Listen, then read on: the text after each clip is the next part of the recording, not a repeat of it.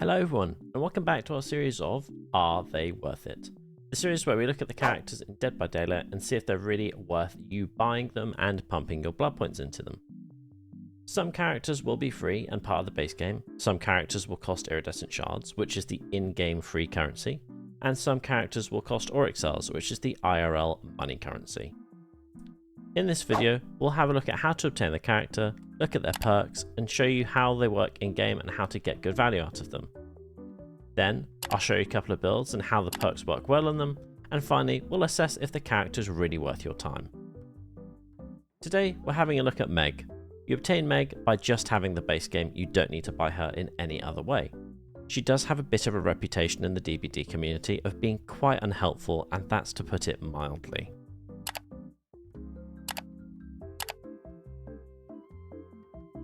She does, however, possess incredibly good perks and is known for her speed. Her perks allow her to zoom away from killers, avoid giving them alerts, and having a really strong endgame with a perk that gives you a second chance. So, let's have a look at her perks. Meg's first perk is Sprint Burst. Whenever you start running, you gain 50% haste for 3 seconds, and you gain exhausted for 40 seconds. This perk literally just makes you fast as hell, and you have to regen when you're not running. Meg's second perk is Quick and Quiet. You hide in lockers and vault silently. The killer is not alerted. This has a 15-second cooldown. This perk allows you to get away with fast movements that would otherwise create a distraction and make the killer come and see you. Meg's third and final perk is Adrenaline. When all generators are completed, if you are downed or injured, heal instantly. Then, ignoring exhausted, you gain 50% haste for 3 seconds and you gain exhausted for 40 seconds. This perk can be risky to run at first, but it has a massive payoff in the endgame. This can quite literally save your life. Anyway, let's get into a game and show you how the perks work. Okay, so there really isn't a map that is bad for Meg. She doesn't really rely on anything particularly, so we can just play any map and it's kind of good. At the start of the game, you probably want to hold on to your Sprint Burst because you don't want to just completely wreck it. You don't know where the killer's going to pop up from. So if you can find a gen, just get on that, and that's probably a pretty good start. Hi there.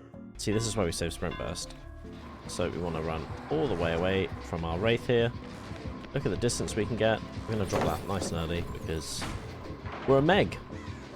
So we want to try and get a vault maybe. Meg kind of specializes in looping, so it doesn't really matter where you go. Just like that, we kind of just lost them. So that's great. So you can also lower the exhaustion by just not sprinting. So I'm walking here. I'm walking here. I'm walking here.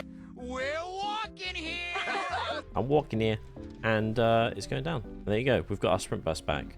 So because we know that someone's in chase, we can just use our Sprint Burst. I think that's absolutely fine with value. We might as well.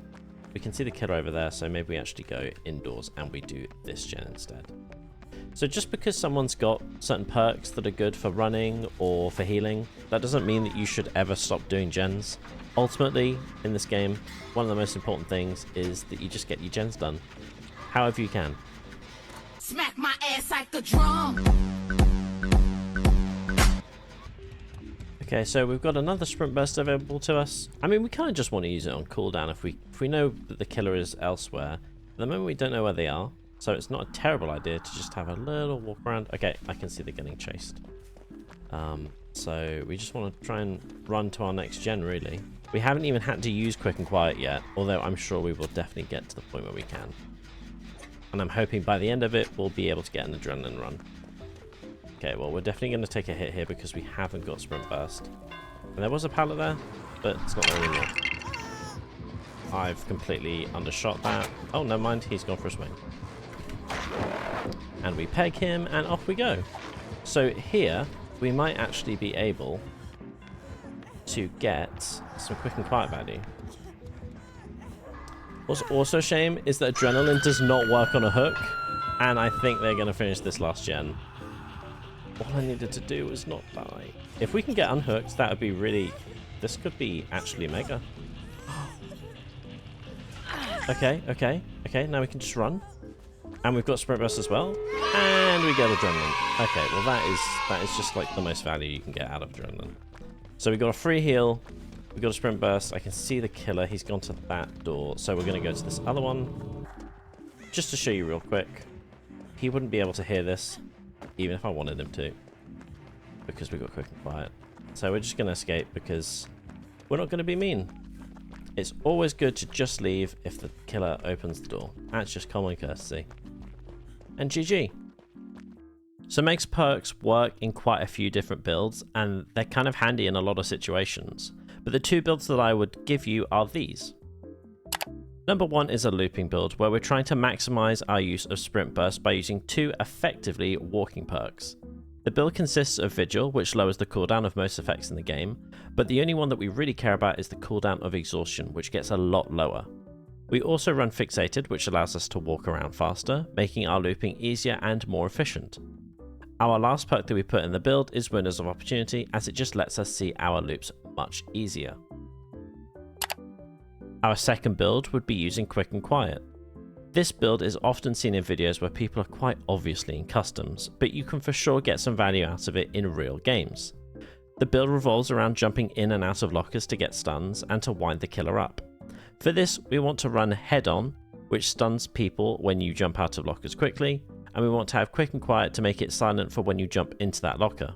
We then want to run Deception, which triggers a noise notification, as if you were to jump in a locker, but actually tricks the killer into thinking that we're in a different locker altogether.